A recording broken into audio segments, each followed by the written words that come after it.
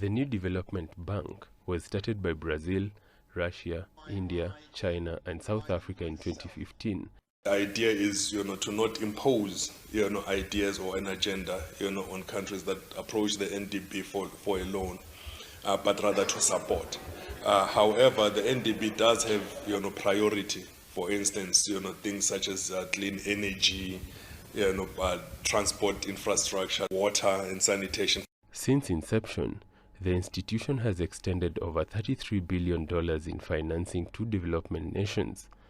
South Africa alone has received over $5 billion in concessional loans. Those investments are critical to provide new jobs, new infrastructure that makes the country competitive in the global markets and enable these countries to effectively be able to achieve not just directly the ideas of economic growth, but particularly those aspects of economic growth that makes it more inclusive for societies and hopefully fast-tracking the process towards sustainable development. The Shanghai-based lender has positioned a funding mechanism and a catalyst for growth in emerging countries burdened with high inflation, interest rates, and debt levels. We've seen in the last couple of years many new countries joining the new development bank. We see countries like Egypt, countries like Bangladesh, countries like Uruguay and the UAE that have joined the bank because they identified that it provides them more options and choices in a space where financing for development and infrastructure